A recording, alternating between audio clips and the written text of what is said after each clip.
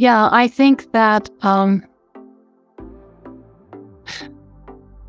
best thing that SETI or searching for technosignatures can help us perhaps realize is that we can or will or could have a very long future. I think that one of the most positive things that SETI could do was simply to say, look, somebody else made it true, right? There's somebody else out there, something else out there, which has technology at our level or more advanced. They managed to survive their technological infancy. That's the state we're in right now. And, even if they can't tell us how they did it, the fact that they did it should be really good news for us because it means that it's possible to get to a long future. So that's why I think SETI should be supported. Hello, and welcome to the Conspiracy of Goodness podcast, where you'll hear conversations that generate one aha moment after another for you.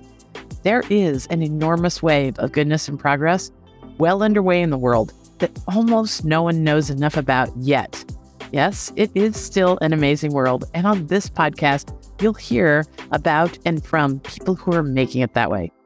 Hey, thanks for joining us. I'm Dr. Lynda Ulrich, founder of the Goodness Exchange, which is the mothership website of this podcast. At the Goodness Exchange, you'll see 10 years worth of articles and links and videos and such that point to what's right with the world. If you want a more balanced version of reality that is not plagued with so much doom and gloom, with no politics and no ads, the Goodness Exchange can give you instant access to positive news. So today we're going to explore a topic that I have long waited to share with folks because I am such a big believer in possibility. And certainly our guest today, Dr. Jill Cornell Tarter, is one woman who saw possibility many, many years ago and just kept at it, no matter the obstacles. So welcome, Jill Tarter. Thanks for having me. It's a pleasure to be here. Well, great. I'm just going to give people a little bit of a bio so we can all appreciate the magnitude of your contribution. You're finding what you are uniquely built to contribute is a gift to humanity, of course. So Dr. Tarter is the American astronomer best known for the work as director of the SETI Institute. And you might have heard of SETI because it is our planet's most widely known effort to search for extraterrestrial intelligence right here in our galaxy and beyond. SETI is almost 40 years old now, and using this vast array of powerful radio telescopes. Maybe Jill's going to set me straight on that. I'm not sure if it still remains radio telescopes. But you are aimed at discovering evidence of beings on other planets that are at least as technologically savvy as we are. Am I explaining this pretty close to right? Yes, that's what we're looking for. But the method for trying to find them is to look for evidence of their technology that's modifying the environment in some way that we can sense remotely.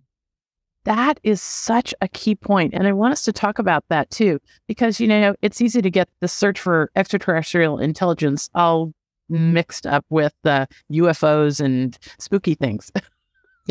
But this is real science that Jill's been plowing away at for so many years with such rigorous intention, such that in 2004, Time magazine named Jill one of Time's 100 most influential people in the world. And we are here to talk to her today about the insights that generated that distinction and those that followed thereafter. So Jill, start there. Explain to us in ordinary people terms what you've been using to detect the technology of others. That's the key, right? That is. And we've been using instruments that have been developed for astronomical purposes and also for other kinds of survey work on the sky. So we look at the sky at some frequency, and we started out by using radio telescopes.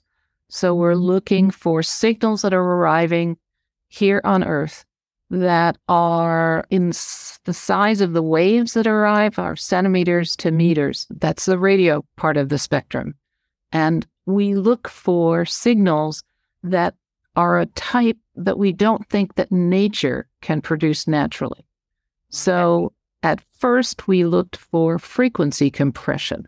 We looked for signals that showed up only on one channel of the radio dial. Natural emissions show up on many channels across the spectrum, and they're what we call broadband. But we're looking for narrowband signals, something that was created and engineered to look artificial.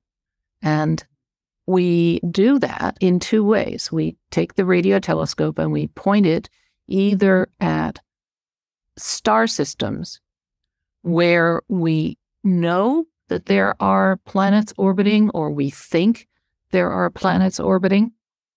And then we also can take the telescope and sweep it across the sky so that we survey all directions. Now, that second methodology, the sky survey, is less sensitive than the targeted search because we don't spend much time looking at any frequency at any direction when you're making a big survey. But so we think it's a good idea to do both of these strategies. We started with the targeted search at the radio and then started a sky survey using telescopes from NASA's Deep Space Network when we were part of NASA as a SETI project. And we did these two methodologies, and we did it systematically. And we were looking for, again, signals that could change in time slowly, but only ever occupied a very narrow range of frequencies at once. And then, as time went on, we began rethinking what other kinds of things we could be looking for. And one of the things that we realized was that we had essentially no sensitivity to transient signals, things that turned on and turned off, but were not continuously there. And so we began developing technologies that could look for these transients. And then we expanded our wavelength coverage to begin to look in the optical part of the spectrum and the infrared. And we began thinking about not only deliberately generated signals, but what other manifestations of technology might we find? And so my favorite way of explaining what I mean by that is to talk about a very interesting star system called TRAPPIST-1. The star is smaller and fainter than our sun, but it has 7 Earth-sized planets orbiting around that star. And they're all at different distances. So the planets that are farther away from the star should be colder than the planets that are closest to that star. But suppose when we get the ability to do this, and we can't do it now, but we will fairly soon, suppose we made we're looking at this star system and we could see an image of the star and all of the planets. And then we measured the temperature of those planets. And we found that 1, 2, 3, 4 of them, perhaps, were all the same temperature. But they shouldn't be, because naturally the ones farthest from the star would be colder than the ones closest to the star, because the energy for that heat comes from the star. But if you found that 2 or more of these planets were the same, you would have to begin to wonder about whether someone wasn't doing something to generate that same constant temperature. Perhaps an intelligent technological civilization evolved on one of those planets, and then it wanted some more habitable real estate, so it hopped over to the nearest planet, and if it were on Earth, we would say it would be terraforming the planet to be more towards the kinds of conditions that the extraterrestrial engineers preferred. So that's the kind of thing that we're thinking of now, not just signals, but anything on the sky that doesn't seem to follow what we think we know about physics. Well, that leads me to this question about that when we look for life on other planets, I know lots of us think, well, how would we even know if there's some other biological systems going? How would we might be looking right at life and not recognizing it? Is this how you're thinking too? Like, we don't know what we don't know?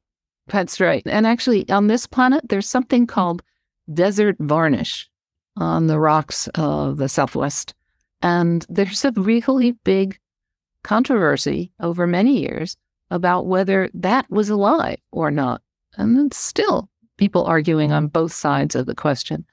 But basically what we would think about in terms of remotely detecting biology is we'd look for disequilibrium chemistry.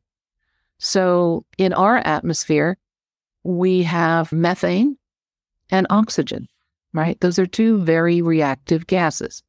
And when you put them together, proximity, they instantly turn into carbon dioxide and water. And that is happening in our atmosphere all the time. But because biology on the surface of the planet is the source for the methane and a lot of the carbon dioxide, we have this source function so that even when methane and oxygen are combining in the atmosphere to give us carbon dioxide and water, there's still methane and oxygen because the biological source function at the base of the atmosphere is so strong. So we would like to be able to look at the atmospheres of nearby exoplanets, planets orbiting other stars, and do a chemical assay and see if we can see this sort of disequilibrium chemistry, something that you wouldn't have expected. And it's not easy, right? These assorption or emission lines are very faint because quite a ways the stars are far away from us, even though I called them nearby. And it's a hard measurement to make. And last year, there was a big controversy because people were looking at the clouds on the planet Venus in our old solar system. And they saw a spectral feature which they thought was the molecule phosphine. And this was big news because on Earth, the production of phosphine is always a part of a biological system. So it takes biology to produce phosphine here. And if there's phosphine in the clouds of Venus, did that mean that there was biology living in those clouds? And it took a while, but finally the astronomical community agreed that it was a misidentification, that the spectral feature we thought was phosphine was in fact sulfur dioxide. So, and that's a lot easier experiment to do in our own solar system than it is exploring somebody else's solar system, some other star out there. So there's room for ambiguity here. Well, and, in collaboration too, does the work you've done sort of parallel that search for life and then this world? I mean, I can even remember the time when we didn't even know that exoplanets existed. That's right. There was a time when we just thought the world was a bunch of suns or the galaxy or the universe, never thinking that there could be rocky bodies going round and round suns throughout the universe just like ours. How much of a crossover? I've always wondered if people are studying that, then you're studying this and somebody's studying that. Is there a collaboration? Is there a... Yeah, there is.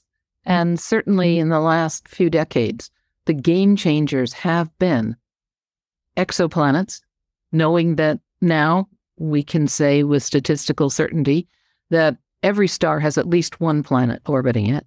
So exoplanets, but extremophiles, which are types of life that make a living in environments where when I was a student, I was taught that there was no possibility for biology or life, the bottom of the ocean, frozen in ice, in the hottest volcanic environments.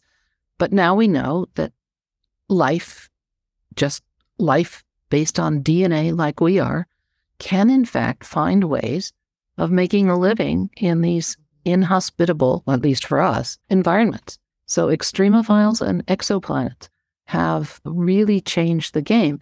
And because it takes so much expertise to cover all of these different possibilities, there is, in fact, a great deal of collaboration among astronomers, physicists, chemists, biologists. We'll use any talent and knowledge base that can help us understand what we're observing. Hi, Dr. Lynda Ulrich here, founder of the Goodness Exchange. Hey, did you know that a recent Harvard study found that just 90 seconds of positive news each day will make you 18% more optimistic, 32% less anxious, and 12% more likely to feel gratitude? Yes, if you make a habit of learning about just one piece of remarkably good news each day, you will radiate joy and strength and ideas in all your circles. And the Goodness Exchange will give you that instant access you need to positive news, fresh insights, and uplifting perspectives. That will save you time and your sanity. Okay, that solves the problem in our personal lives. But what about our working environments? We need to feel alive in those places and feel supported. Well, enter the Goodness Exchange for business. For companies all over the world who want to create optimistic, values-driven work cultures, our content can give them a way to turn aspirational ideas like positivity into a concrete way of being in the workplace.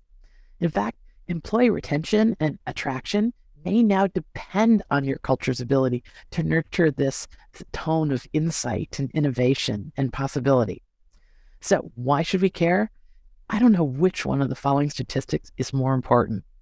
In 2022, only 32% of people reported feeling engaged at work. And that's the second year in a row there for a decline in that report. And one study found that 70% of employees say they would leave their current organization for a different employer offering resources to reduce burnout. This is hard to hear, but your work culture can offer something new. Peace of mind and a sense of flourishing, where employees' well-being isn't just a perk any longer. Addressing the root cause of employee burnout is critical to every company's bottom line, and the Goodness Exchange for business is the perfect way to do that. We can meaningfully elevate the results of your company's wellness efforts and benefits packages and give you an organization that has its foundations in a shared sense of positivity. If you'd like to chat about infusing your company's culture with a tone of celebration about what's right with the world, about goodness and innovation and progress, we'd love to chat. Contact our CEO, Liesl, at info@goodness-exchange.com. Thanks. Well, you mentioned how it was when you first started. Your story, since we had our pre-call chat, I've probably told about 10 people your story of starting out at Cornell, and your maiden name is Cornell. Tell us the story of how a young girl, you're from modest scientific folk. But your dad taught you a lot about, was it shortwave radio that you've? My dad helped me take apart and put back together a couple of times the first sort of transistor portable radios that we had. But more to the fact, my dad taught me about the sky, right? He was someone who had wanted to study astronomy as a college student and instead became an investigator for the Securities Exchange Commission, trying to weed out fraud in that industry. But I would go hunting and camping and fishing with my dad, because I was the son that he had always wanted to have. And he had me looking up at the sky and made it very clear to me that, in fact, those stars might be like our sun and have planets around them. So my mindset has always been that when I look at the sky and see a star, I can think that, gee, maybe on a planet that's orbiting that star, there might be a small creature walking along the edge of the ocean with their parent and seeing my sun as a star in their sky. So that worldview has been part of my experience for a very long time, thanks to my dad. And, when I went to Cornell, I was excited because I am a distant descendant of Ezra Cornell. And because our finances when I was growing up were very modest, my mother, because my dad had already passed away, my mother sent a letter of inquiry to the financial aids office and said, I know that you have a scholarship for direct descendants of Ezra Cornell. And they wrote back and said, yes, Mrs. Cornell, we do have such a scholarship, but it's only for male descendants, right? Which is one of the first crushing kinds of things that I experienced. And then I showed up on the engineering campus, and I was the only female out of 300 entering engineers that year. And that was an interesting experience. And actually, things have gotten a lot better because 2 years ago, I did another event with Cornell, and I learned at that time that the entering freshman engineering class of that year was 51% female. So a huge turnaround, which is great because we need all of the smart minds that we can get a hold of. So, and then you didn't just have, even once there, one of 300 engineering students that was female. That went on. Didn't you tell me that they were worried about your safety, so they locked you in your room at 10 o'clock at night until 6 a.m.? They did that with all females, right? If you were living on campus, they had this in loco parentis idea that all the young women had to be locked into dorms at 10 o'clock at night, and they didn't unlock the dorms until 6 the next morning.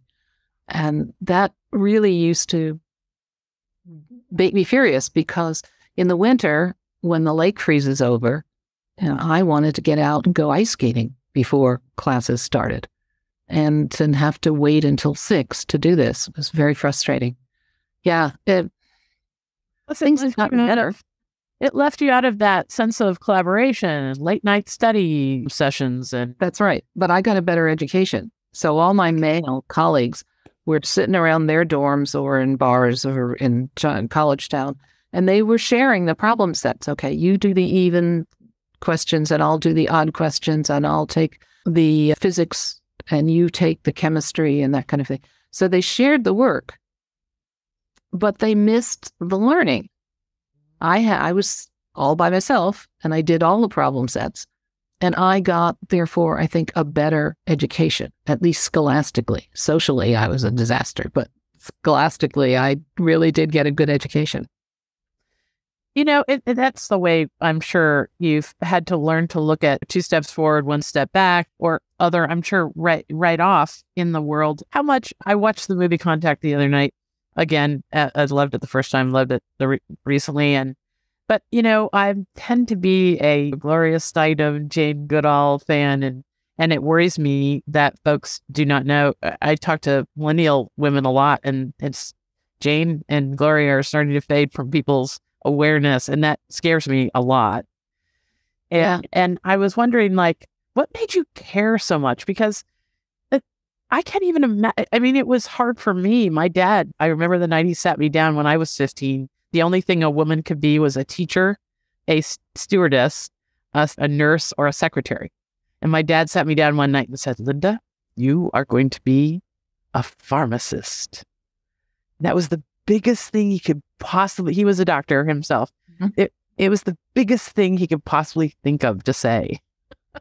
Now, you must have come up against that just over and over. What made you care so much and keep going?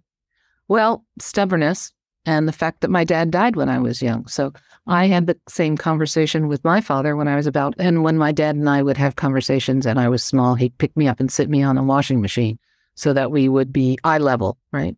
Eye to eye.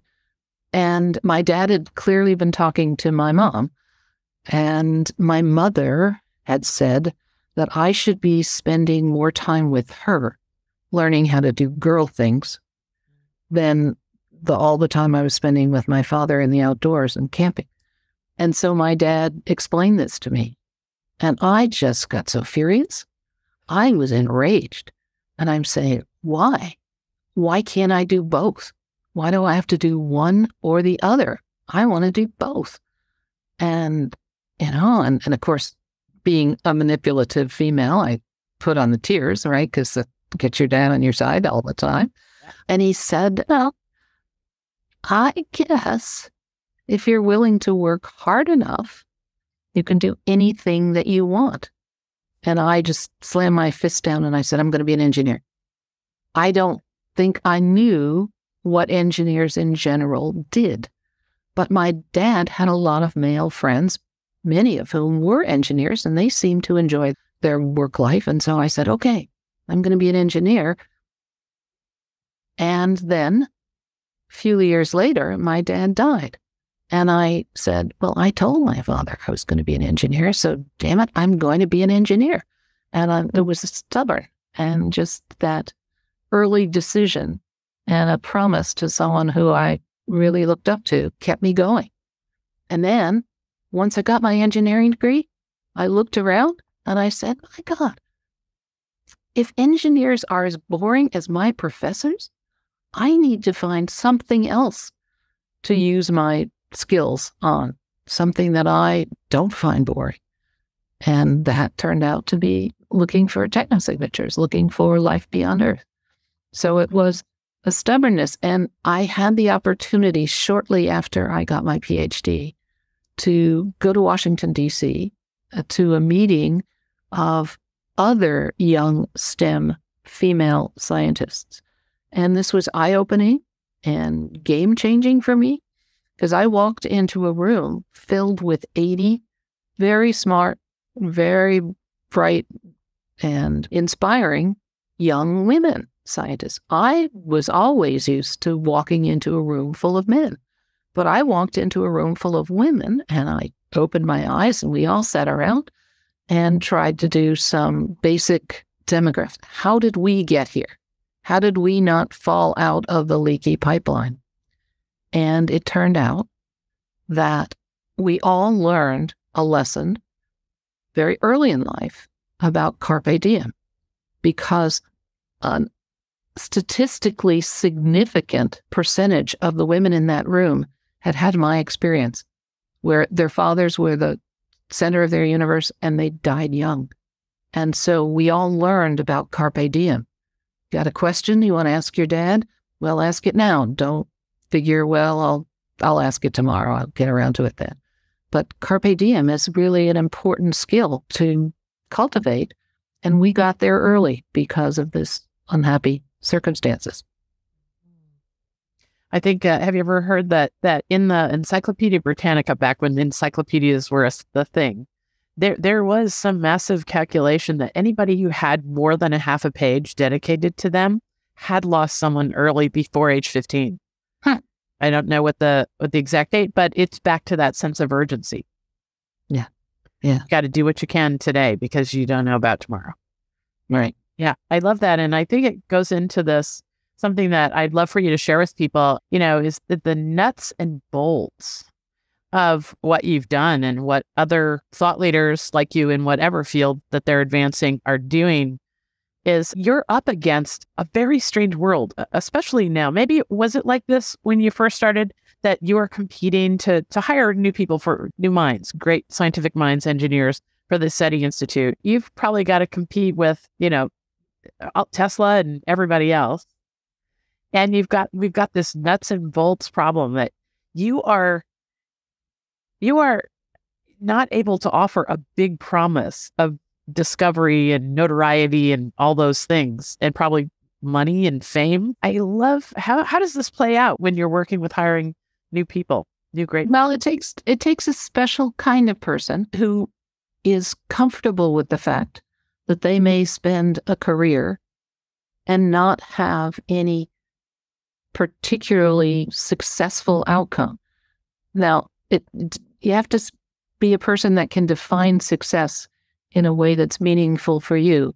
And to me, it is being able to do something today that I couldn't manage last week, right? So constantly making the search better in all kinds of different ways. And so you have to be willing to work with that as your satisfaction. And of course, the other problem was, even if you can find people who are like this, for a lot of my career, I couldn't promise them that I could make payroll at the end of the month, right?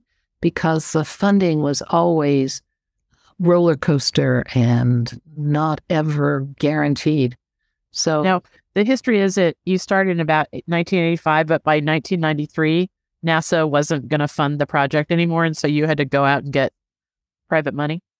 right. And it wasn't NASA that backed away from the project. It was Senator Bryan from Nevada, who in the budget for the fiscal year, let's see, it's fiscal year 94. We had started SETI observations as a NASA project on October 12th, 1993, right? Columbus Day, 500 years later.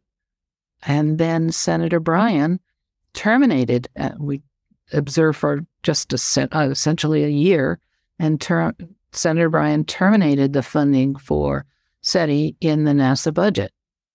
And so we sat down, John Billingham at NASA Ames, who was running the SETI program out of the biology division there, got Barney Oliver, the director of Hewlett-Packard Labs for decades. And Barney was enamored of SETI. He really thought that it was a cool thing.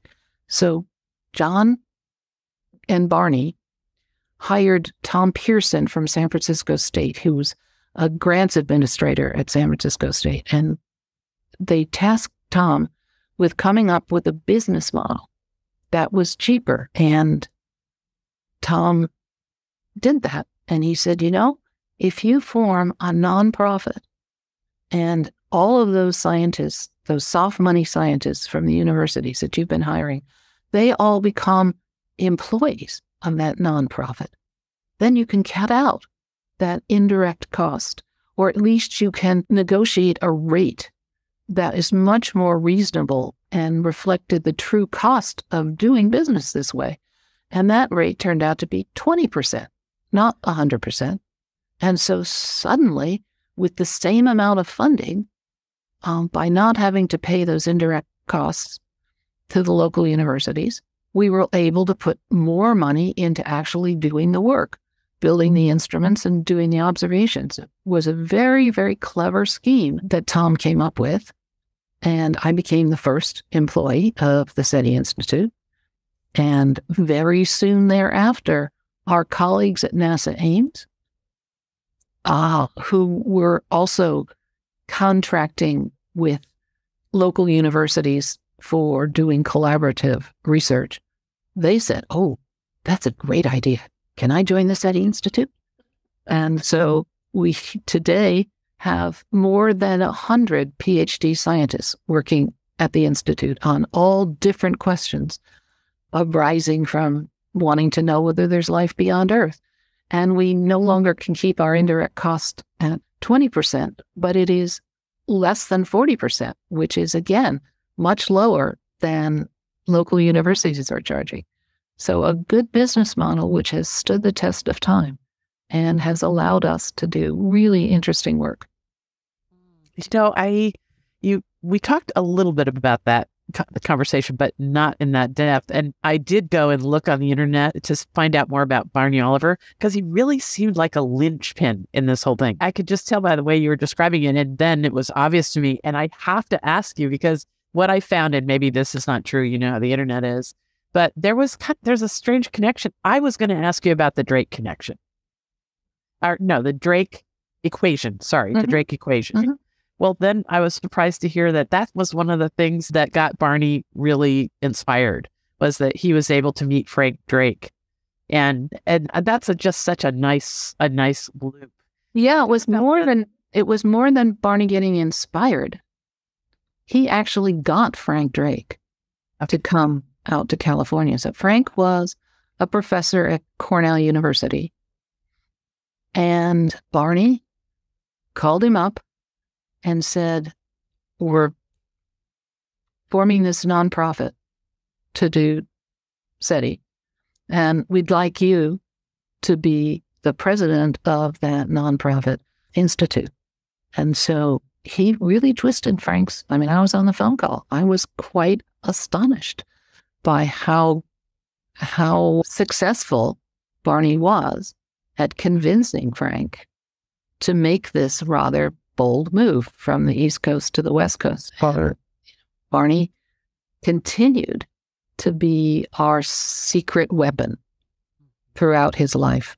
And he introduced us to many, many people in the Silicon Valley who he had worked with or for or done favors for over all of his years at Hewlett-Packard.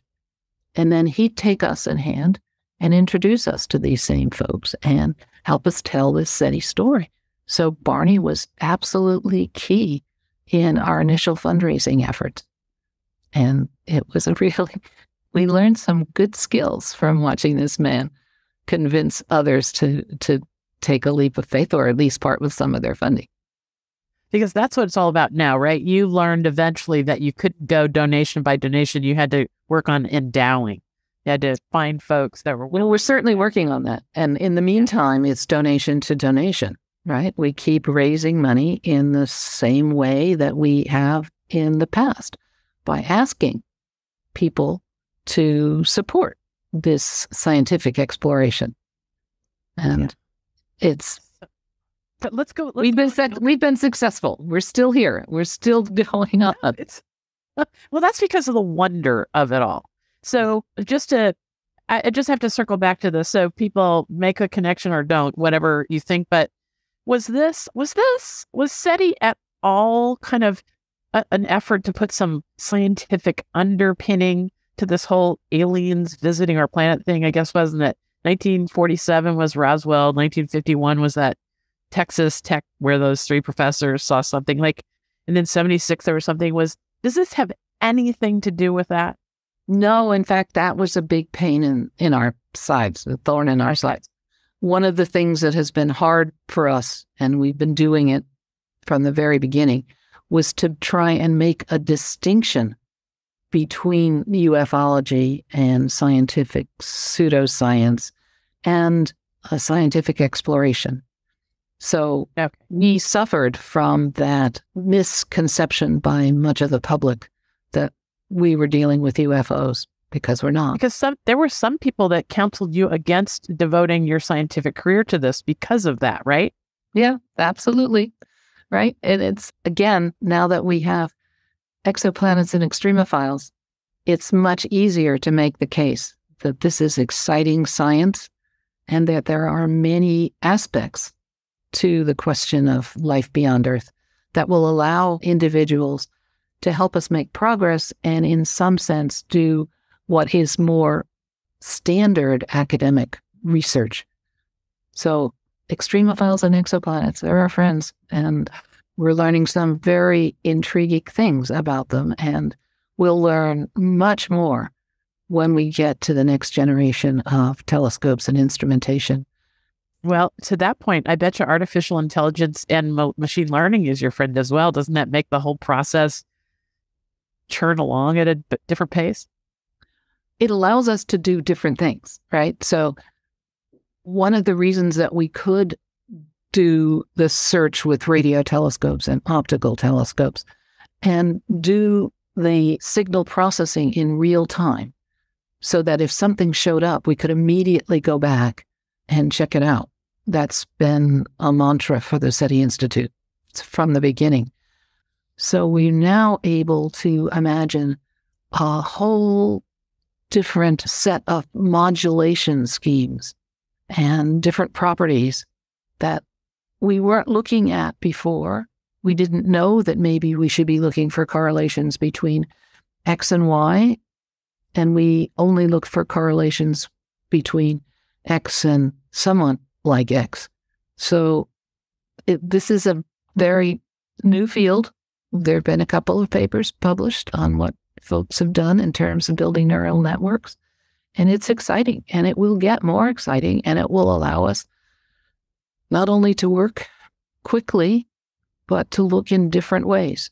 And of course, neural networks are not unbiased, but if they're built well, they are less biased than our human ideas of what we should be seeing if we're looking for technology. And we're back to where we started our interview, and we were talking about we don't know what we don't know. That's right. So this makes it a bigger, broader search. But astronomers are really lucky in the sense that historically, we want to build a new instrument, a new telescope, a new receiving equipment. And so we go to our funding sources and we say, okay, we want to build this new telescope. And if we build it, it will tell us X, Y, Z, etc. And when we've gotten the funding and built these telescopes that are looking at the universe in a way that nobody has looked before, it's a new phase space that hasn't been explored. So we build the telescope, it does X, Y, and Z as we promised, but the most important thing that a new telescope very often does is to show us something that we didn't expect at all, right? And that turns out to be a very strong cultural background, scientific background from which to work. That if you look at the universe in a new way, you're probably going to find something you didn't expect. Okay, so there, as we wrap up, there's two things I wanted to put in layman's terms for us because I surely couldn't, but I remember stumbling upon the Drake equation, Frank Drake's equation. I remember that knowing that it sort of kicked down the door to possibility for me. I don't know what I was really thinking before about the universe and life out there and so forth, but what's the layman's term explanation of the Drake equation?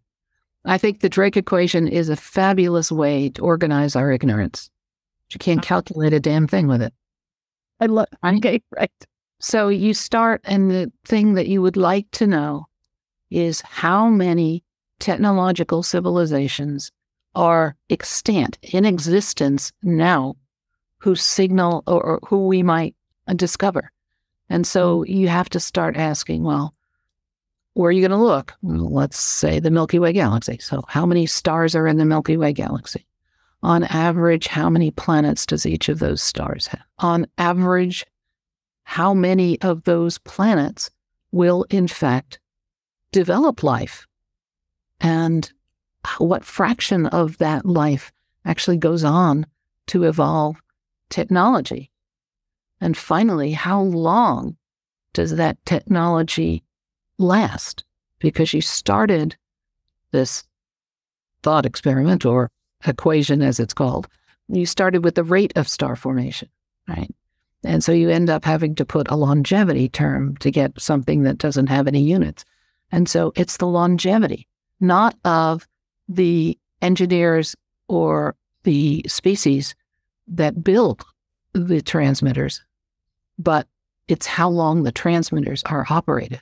So we've built technology, a couple of satellites called LEGIOS, which orbit the Earth, and they're so precise that they will not succumb to drag for millions of years. So those two satellites are going to be orbiting this planet, perhaps long after there's no life on this planet. So it's how long the technology that you're searching for is used. So that's a great way to organize the things that we don't know and combine them with some of the things that we do now know to help us understand what's next to tackle. What's the next factor in this so-called equation that we need to understand? And the last term, that longevity, is of course total guesswork. It's unknown and unknowable until we succeed, actually. And so, great way, particularly with students, to break down this story about looking for life beyond Earth and ask what's required for there to be life beyond Earth and what's required for us to be able to detect it. So, we probably shouldn't wrap up this conversation without hearing your vision about what's possible in our doom and gloom society where everybody seems to propagate the worst case scenario. Our media is just a shambles. Don't even get me started. That's my expertise. But we all jump to the worst case scenario about the fact that there may be life out there and that's technologically more advanced than ourselves. But what's the best case scenario? I'm sure that you have some ideas about, I don't know, that we could expand our way of thinking about this. Yeah, I think that the best thing that SETI or searching for technosignatures can help us perhaps realize is that we can or will or could have a very long future, right? Because right now we seem to be in a bottleneck, and there are just many things on this planet and ideas of its occupants that would indicate that we're going to have a very short future, right? That the catastrophes that we're looking at now, we won't globally cooperate, and we won't find solutions to the difficult challenges. So I think that one of the most positive things that SETI could do was simply to say, look, somebody else made it through, right? There's somebody else out there, something else out there, which has technology at our level or more advanced. They managed to survive their technological infancy. That's the state we're in right now. And, even if they can't tell us how they did it, the fact that they did it should be really good news for us, because it means that it's possible to get to a long future. So that's why I think SETI should be supported.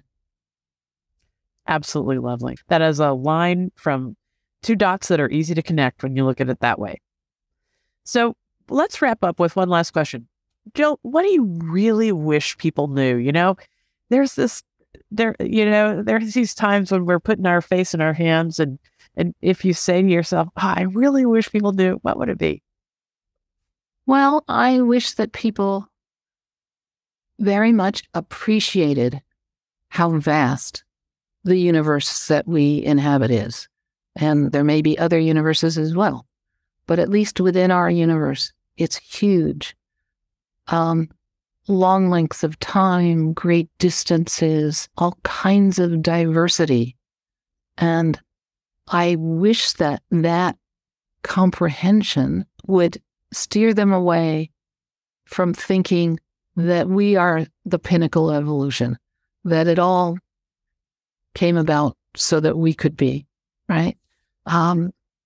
It isn't, we're not the pinnacle of anything, right? Evolution doesn't really have a purpose.